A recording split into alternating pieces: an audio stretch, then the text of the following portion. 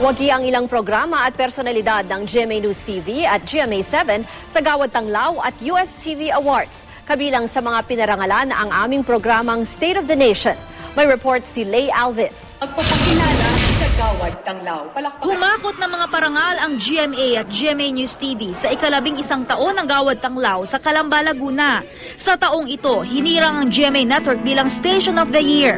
Huwagi naman ang Super Radio DCBB bilang Best AM Station at Best Station of the Year sa larangan ng radyo.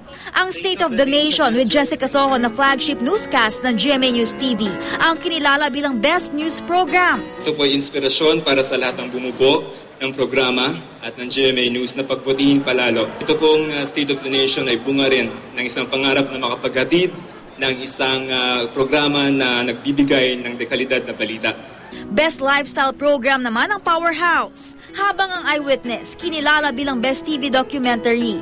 Best Investigative Program naman ang Investigador, habang nagwagi ang unang hirit bilang Best Morning Show. Nakuha naman ng Bubble Gang ang award bilang Best Gag Show. At nagwagi naman ang Kusina Master ni Chef Boy Logro bilang Best TV Cooking Show. Pinarangalan din ang ilang personalidad ng Kapuso Network.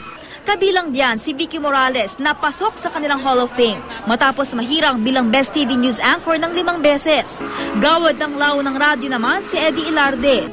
Ang star builder na si Herman Moreno ang tumanggap ng pinakamataas na parangal na Gawad Tanglaw sa sining sa telebisyon kasama ang posthumous awardee na si Pepe Pimentel. Ako'y nagpapasalamat dahil sa 50 taon ang pinakita ko, pinatunayan ko yung sinseridad sa paglilingkod sa ating Kapuso Network, GMA7. Ang Gawad Tanglaw ay binuo para kilalanin ang mga pinakadekalidad na programa sa telebisyon, radyo at sa print media.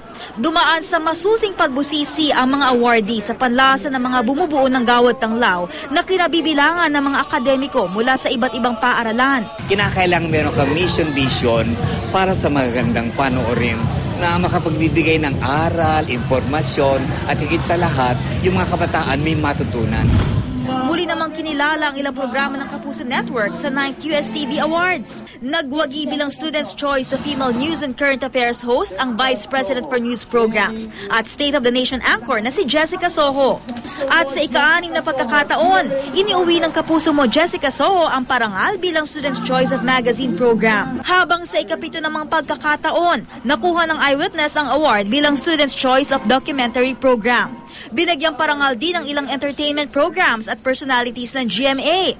Kabilang ang Eat Bulaga bilang Students Leaders Choice of TV Program, Bubble Gang bilang Students Choice for Gag Show, Pepito Manaloto bilang Students Choice for Situational Comedy, Party Pilipinas bilang Students Choice of Talk Variety Show, at Chris Chu bilang Students Choice of Sports Personality. Inaliw naman ng Eat Bulaga personality na si Riza May Dizon ang mga manonood sa pagsayaw niya na pinasikat niyang Cha-Cha.